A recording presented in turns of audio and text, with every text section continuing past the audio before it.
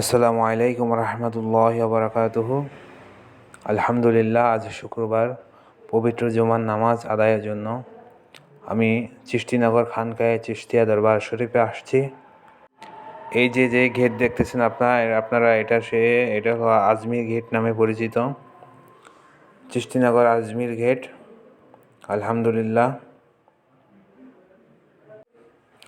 অপরূপ সৌন্দর্য ঘেরা এই চিশতিনগর দরবার শরীফ। চোখে দেখলেই বিশ্বাস করা যায় যে কতটা অপূর্ব এই স্থান, পবিত্র একটা স্থান এটা। তো আমরা এখন আস্তে আস্তে ভিতরে ঢুকব।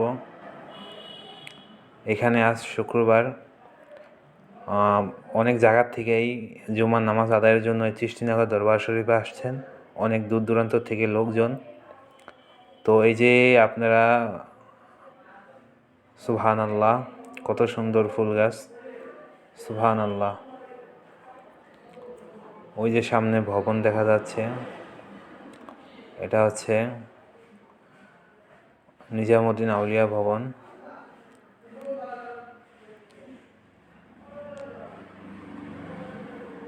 সুবহানাল্লাহ, কত অপূর্ব সৌন্দর্য ঘেরা। তো আমি এখন ভিতরে প্রবেশ করতেছি। এই চিশতিনগর, এখানে এই চিশতিনগর প্রতিষ্ঠাতা একশো মহান উলিয়াল্লাহ হযরত ইমামুল আরিফ কুতবুল আলম শাহ সুফি সৈয়দ গুলাম মাওলা হুসাইন চিশতি হযরত বাবা শামপুরি কেবলা কাবা রহমতুল্লাহি আলাইহির পবিত্র মাজারে পাক। অপূর্ব সৌন্দর্য ঘেরা এই চিশতিনগর দরবার শরীফ। চোখে দেখলেই বোঝানো যায় যে কি অপূর্ব জিনিস, চোখে বিশ্বাস করার মতো না। সুবহানাল্লাহ, পবিত্র দরবার শরীফ। এখানে শাহিত আছেন হযরত কুতবুল আলম শাহ সুফি সৈয়দ গুলাম মাওলা হুসাইন চিশতি হযরত বাবা শামপুরি কেবলা কাবা রহমতুল্লাহি আলাইহি।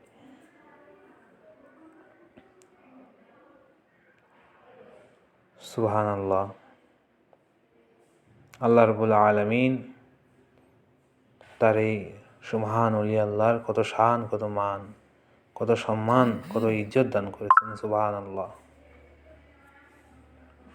যেটা মুখে বলার মতো নয়।